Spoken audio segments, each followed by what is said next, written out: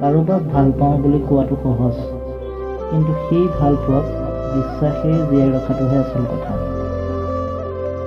প্ৰকৃত ভাল পোৱা পূৰ্ণতা ত্যাগৰ অবিহনে সম্ভৱ নহয়। সম্পৰ্কবোৰ হৃদয়ৰ পৰা গঢ়িব লাগে, শব্দৰে নহয়। অভিমানবোৰ শব্দৰে হ'ব লাগে, হৃদয়ৰ পৰা নহয়। তাক যাব নিদিবা, যি তোমাৰ হাজাৰো বঢ়লা পাছতো তোমাকেই ভাল পাই থাকে। প্ৰেমিক প্ৰেমিকা কেতিয়াও এজন সৎ বন্ধুৰ সমান হ'ব নোৱাৰে, লগতে সেই স্থান পূৰ কৰিব নোৱাৰে। তেজৰ সম্পৰ্ক থাকিলেই আপোন নহয়, বিপদে আপদে কাষত থকাজনহে প্ৰকৃত আপোন। ৰোমান্টিক কবিতা লিখিবলৈ এগৰাকী ধুনীয়া নাৰীৰ প্ৰেমত পৰিব নালাগে, লাগে মাথো এখন সৰল আৰু মৰমীয়াল হৃদয়। কেৱল মাত্ৰ এটা কথাই দুজন লোকক সদায় পৃথক কৰি পেলায়, সেয়া হৈছে ক্ষমা খোজাৰ এলাহ। যেতিয়া তুমি পৃথিৱীৰ সকলো বস্তুৱেই ধুনীয়া দেখিবা, জানিবা তুমি প্ৰেমত পৰিছা। জীৱন সংগীজন পাৰফেক্ট নহ'লেও সঁচা হ'ব লাগে। অনুভৱে কয়, কোনো এজন ব্যক্তিৰ ওপৰত সম্পূৰ্ণকৈ ভৰসা কৰি চোৱা, সেইজন ব্যক্তিয়ে আপোনাক কাৰো ওপৰত ভৰসা কৰিব যে নাপায় তাৰ শিক্ষা দি থৈ যাব। সম্পৰ্ক তেজৰ ওপৰত নহয়, সম্পৰ্ক এটা বিশ্বাসৰ বলতহে জীয়াই থাকে।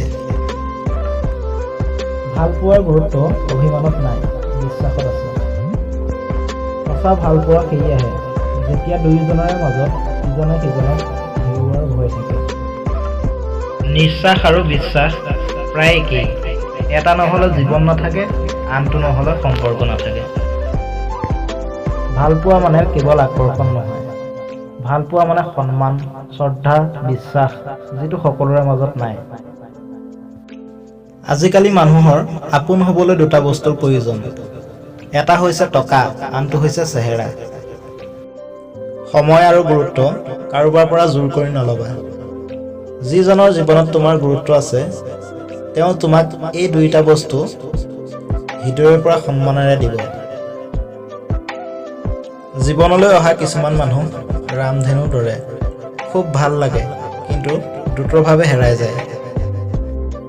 কাৰোবাক দিব পৰা আটাইতকৈ মূল্যৱান উপহাৰ হৈছে আপোনাৰ সময় আৰু গুৰুত্ব।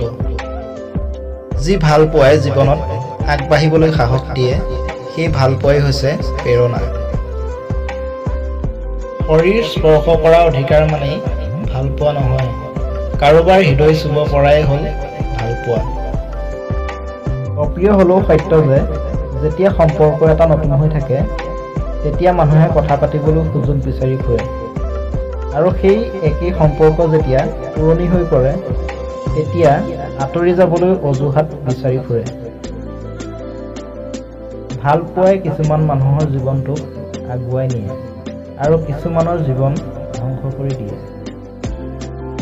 প্ৰেম কৰিবলৈ যদি ভয় নকৰা, তেন্তে প্ৰেমৰ বাবে পৃথিৱীখনৰ সৈতে যুঁজিবলৈও সাহস থাকিব লাগিব।